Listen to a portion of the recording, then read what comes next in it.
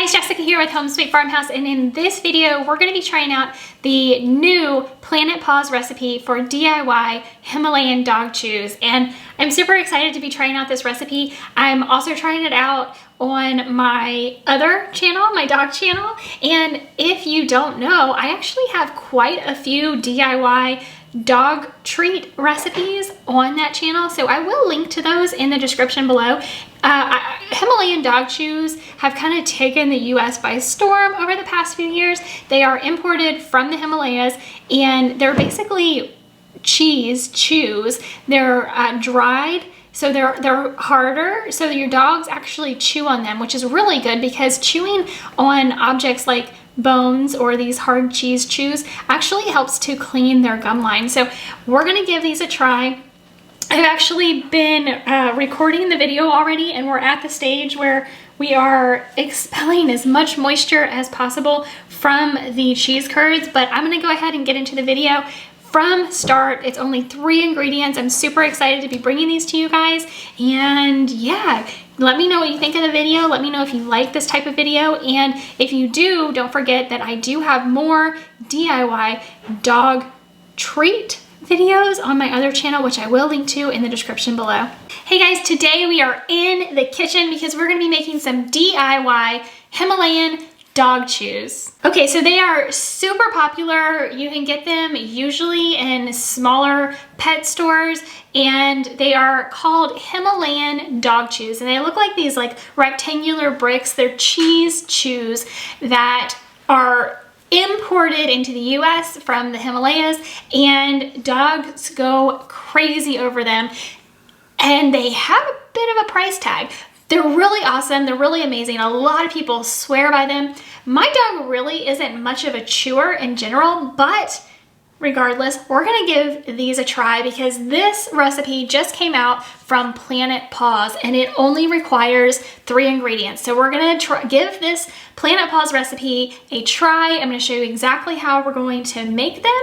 And yeah, just 3 ingredients. So what you need is a gallon of skim milk, and we need a ½ cup of lime juice, which you can substitute lemon juice as well, but I've squoze 6 lemons, as you can see, and I've got right at ½ cup of lime juice, and we're going to take a teaspoon of pink Himalayan salt. So here's what we're gonna do. We're gonna take the gallon of milk, and we're going to take a large pot, and I'm gonna set it to a low, medium heat. So I'm gonna set it between low and medium. I'm gonna add my gallon of milk.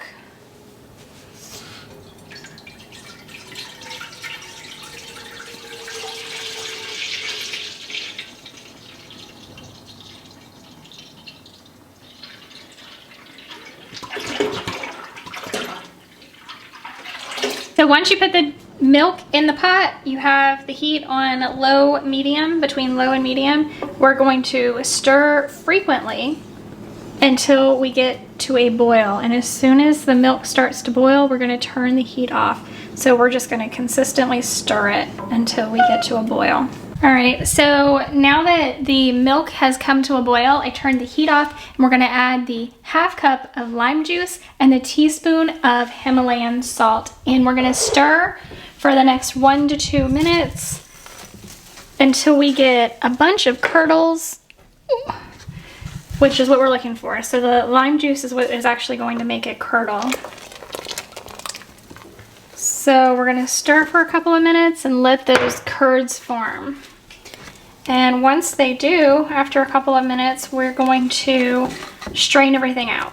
So let's just take the next couple of minutes and get these curds to form.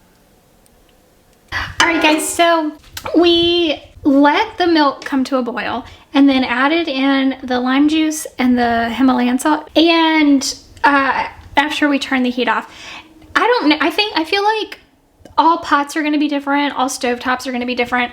For me, I ended up having to turn the heat back on and get the milk back up to temperature before I was able to get the curds.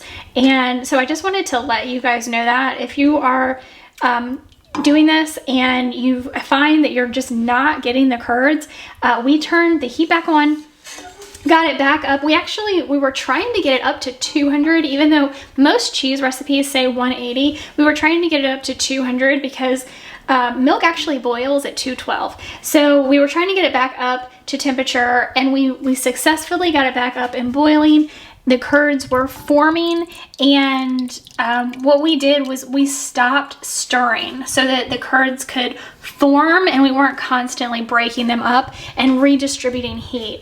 So we've let that happen. We've let all of that happen. We let this sit. After we turned the heat back off, we let this sit for probably a good 20 minutes or so. So now what we're gonna do is strain this. And what I did was I took a big strainer, got it sitting in the sink, and I went ahead and I took my cheesecloth and I placed the cheesecloth into the strainer, and I've attached it with just some chip clips so that it doesn't fall out when I strain the whey out of the pot. So we're gonna now take this pot and go over and strain all of the whey out, and we'll just be left with the curds.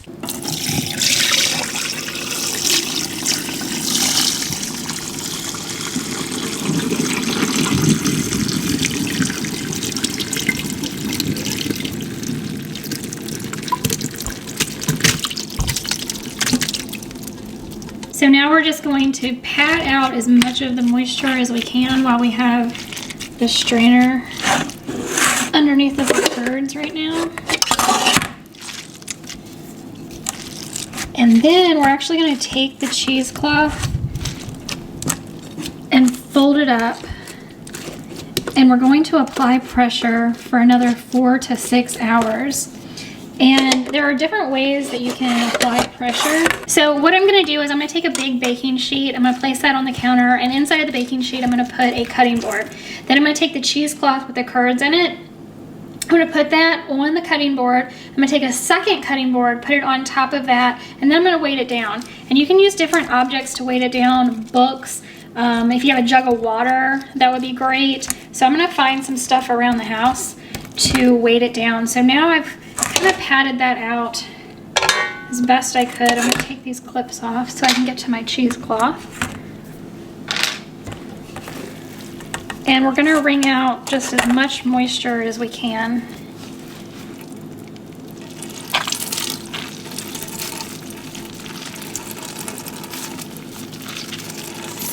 All right guys, so I've got a baking sheet, I've got a cutting board, and I've got my cheesecloth filled with our curds.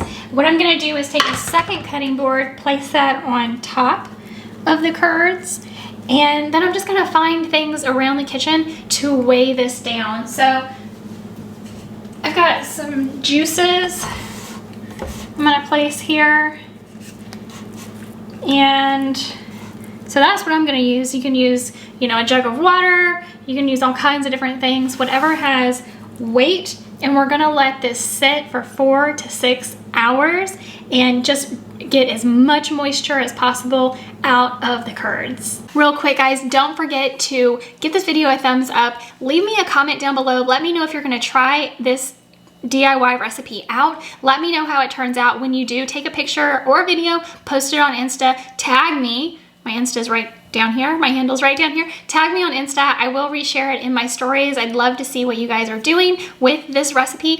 And hit that subscribe button. Go ahead and do it now. Once you do, click the bell, select all notifications. That way YouTube can notify you every time I post a new video. All right guys, so it's been about 6 hours. So I'm gonna take the weight off of the cheese curds that we have here. And what we're gonna do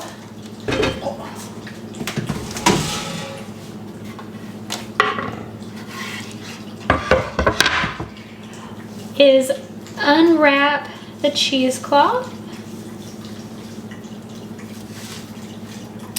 And I'm gonna take the cheese curds and I'm gonna cut off any jagged edges so we get some really nice, clean, straight edges. And I mean, this is technically cheese. My husband and I tried it. If you want to save it and use it as cheese, you're welcome to. So,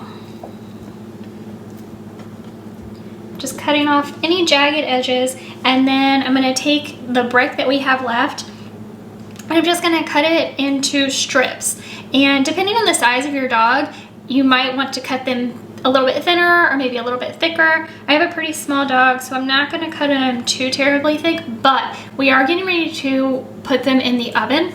I'm going to put them in you're supposed to put them in a 150 degree oven for 40 minutes. My oven only goes down, the lowest temp it goes to is 170, so that's what I'm going to use. They might shrink up a little bit because you are drying them out, so I'm not going to cut them too terribly thin because I expect that they'll shrink up a little bit. So I'm just going to cut strips, and then I'm going to place them on a baking sheet, and I'm going to go ahead and stick them in the oven. So again, 150 degrees, or I mean, my oven only goes down to 170, so that's what I'm doing, and it said for 40 minutes, so let's do that, and I'll be back with you after that's done. Okay, I have no idea how, but I do not have audio for this clip, so I'm just going to voice over and let you know basically what I'm saying. We put the Himalayan chews in the oven at, I had 170 degrees, the recipe says 150, for 40 minutes. Once they came out of the oven, you have two options. You can either let them air dry for 24 to 36 hours, but I chose the second option because I wanted to get these done and get the video up for you guys. So the second option is to put them in a dehydrator for 12 to 16 hours, again at 150 degrees. So I put them in the dehydrator they've been in the dehydrator now for 16 hours, and here's what they are. That's what they look like coming out, and they're pretty hard. They feel pretty hard to the touch. I can't really break them with my hands or anything like that. And yeah, they feel just like regular Himalayan chews that you would get at the pet store, and they don't really have much of a smell that I can smell in them, but hopefully dogs can smell them, and we'll see if Kim likes them in the next clip. All right, Monkey, what we got? What we got? You want to give it a try? You're supposed to chew on it. You gonna lick it? Okay, you can take it. You wanna take it? You can have it. It's for you. Is there any interest at all? Or that one would be better. That one's a little bit bigger. What do you think? Oh, is there something there? Okay, so the Himalayan dog chews I think turned out pretty well. At least you have the recipe now. I knew going into this that Kim does not love to chew on things. She did lick at it a little bit, which was promising. So I'm gonna kind of leave it on the side of her bed and see if she chooses to go to it on her own for just a little while, and then I'm gonna pick it up. But I know there are dogs in the neighborhood, and normally I train dogs so I can take these treats to other dogs. They might also be a really good gift idea for the dog lover in your life. With that, I'm gonna go ahead and end this video. Thanks so much for watching. You have the recipe now. Give it a try on your own. When you do, take pictures, take video, tag me on Insta. I would love to see what you're doing with your Himalayan dog chews. Next time I might try whole milk or maybe some raw goat's milk and give these away as gifts to some big dogs that I know who really love to chew. Don't forget, give this video a big thumbs up and hit that subscribe button. When you do, a bell will pop up.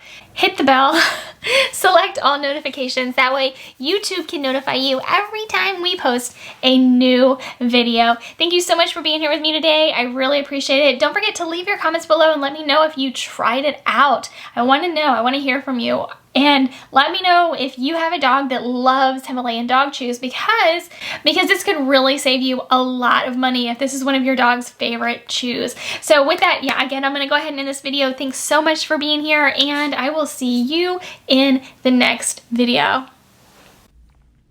Hey, thanks for watching. Make sure to give this video a thumbs up and subscribe to my channel so you never miss another video.